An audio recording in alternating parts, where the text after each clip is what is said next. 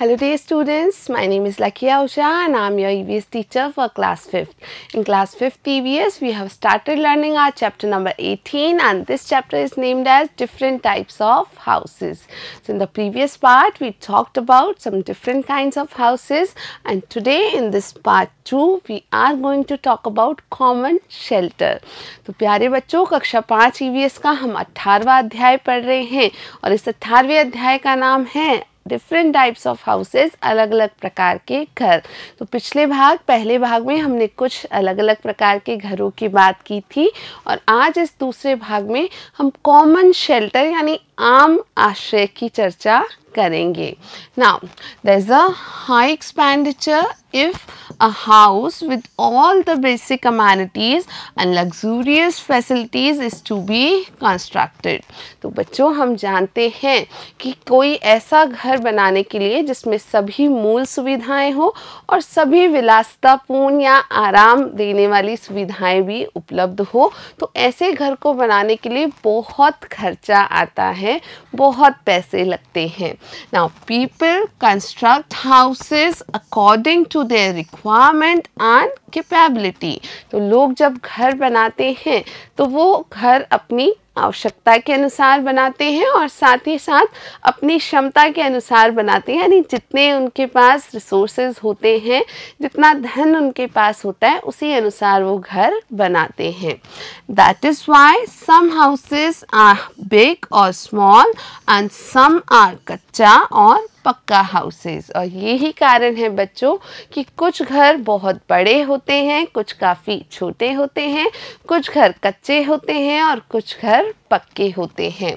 Now the government also provides houses constructed with the basic facilities to the people. So that is also true that government also works in this area. तो बच्चों, सरकार भी इस क्षेत्र में कार्य करती है और सरकार ऐसे घर बना करके लोगों को देती है जिसमें कि सारी मूलभूत सुविधाएं या मुख्य जो आवश्यक सुविधाएं हैं वो उपलब्ध होती है। And here is an example of such houses which are given by government to people. तो इस प्रकार के घर जिनमें सभी मूल सुविधाएं अच्छे से पाई जाती हैं वो सरकार द्वारा लोगों को बनाकर दिए जाते हैं। Now the payment for these houses is to be given in small instalments. तो इन घरों का जो भुगतान होता है वो कुछ छोटी छोटी किश्तों में पूरा किया जा सकता है। In this way everyone gets a house as per his or her requirement and capability. और इस प्रकार से हर घर को, यानी हम कहें कि लोगों को अपनी आवश्यकता के अनुसार घर मिल पाता है, अपनी क्षमता के अनुसार घर मिल पाता है। इन our state, the Rajasthan Housing Board constructs and allots such types of houses. तो बच्चों, हमारे राज्य में राजस्थान हाउसिंग बोर्ड नाम की जो संस्था है वो इस प्रकार के घर बनाती है और लोगों को अलॉट करती है, लोगों को प्रदान करती है। Now you have to think and discuss that as a situation you have to think about it. A house is a necessity. Those who do not have their own houses, what do they do? तो बच्चों, हम जानते हैं कि एक घर हमारी मुख्य आवश्यकता है, हमें रहने के लिए घर चाहिए होता है। तो ऐसे लोग जिनके पास अपना घर नहीं होता है तो वो क्या करते हैं, वो कहाँ रहते हैं, कैसे रहते हैं? So you have to think about this situation and try to find out the answer. तो ऐसी परिस्थिति के बारे में सोचिए बच्चों, अपने आसपास देखिए और इसका उत्तर खोजने का प्रयास कीजिए। Now we will talk about common shelter which is called rain basera.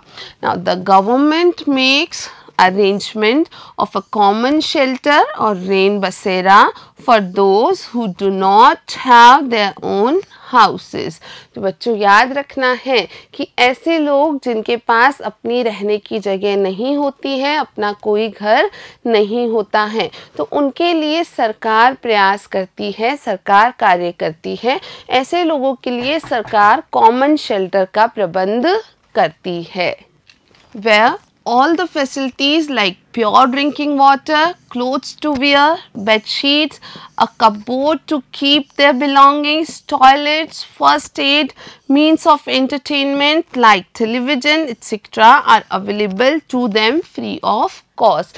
सो बच्चों हम बात कर रहे हैं रेन बसेरे की। तो ऐसे रेन बसेरे में या कॉमन शेल्टर में लोगों के लिए सारी मूलभूत आवश्यकताएं पूरी की जाती हैं, यानी जो भी चीज़ें उन्हें चाहिए वो उस रेन बसेरे में सरकार द्वारा उपलब्ध कराई जाती हैं, जैसे पीने के लिए शुद्ध पानी, पहनने के लिए कपड़े, बेडशीट्स यानी चद्दर और एक कपबोर्ड यानी अपने सामान रखने के लिए एक छोटी अलमीरा, उसके अलावा टॉयलेट्स यानी शौचालय, फर्स्ट एड भी वहाँ होता है यानी प्राथमिक उपचार की सामग्री, और उसके अलावा ऐसे रेन बसेरे में मनोरंजन के साधन जैसे टीवी आदि की भी व्यवस्था की जाती है, और ये सारी व्यवस्था बिल्कुल बिना किसी शुल्क के सरकार द्वारा की जाती है।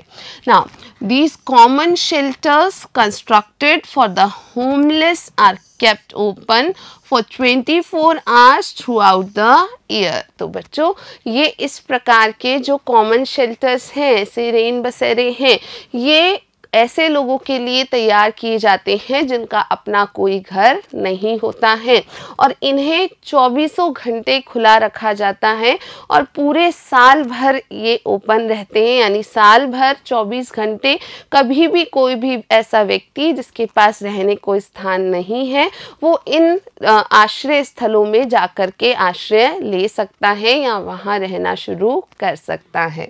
Now, these are constructed near the public places like bus stands, railway stations, etc. So this is important that these are actually constructed near the public places like bus stands, railway stations, etc. तो ऐसे जो rain बसेरे होते हैं ये अक्सर कहाँ बनाए जाते हैं? ऐसे स्थानों पर जो पब्लिक प्लेसेस हैं, यानी जहाँ बहुत सारे जनता आती जाती है, उनका आवागमन होता है, जैसे बस स्टैंड हुए, जैसे रेलवे स्टेशन हुए। And here you can see one of such common shelter. ऐसी जगहों पर लोग रहते हैं और ऐसे लोग रहते हैं जिनका अपना खुद का कोई रहने की जगह नहीं होती है। Now you have to explore few thing and try to answer. So first thing is, if there is any common shelter or rain basera in your nearby area, then find out whether the people are making use of it or not। तो बच्चों आपको अपने आसपास जाके देखना है कि अगर आपके आसपास इस तरीके का कॉमन शेल्टर या रेन बसेरा कहीं है, अगर है तो आपको ये पता करना है कि उसमें कोई लोग रहते भी हैं या नहीं रहते, यानी उस रेन बसेरे का कोई उपयोग हो भी रहा है या नहीं हो रहा है। The next thing, what facilities are available there? So you have to find out this also। आपको ये भी पता करना है कि उस रेन बसेरे में जो आपके आसपास है कौन कौन सी सुविधाएं उपलब्ध हैं।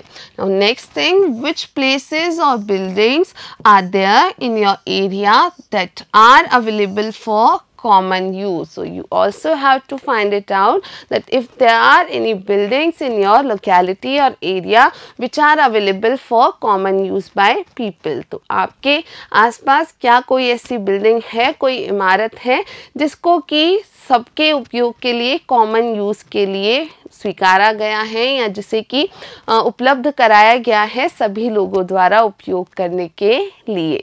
सो students, this was all for part 2 of this chapter. We will be continue learning this chapter in our next video. Thank you for watching.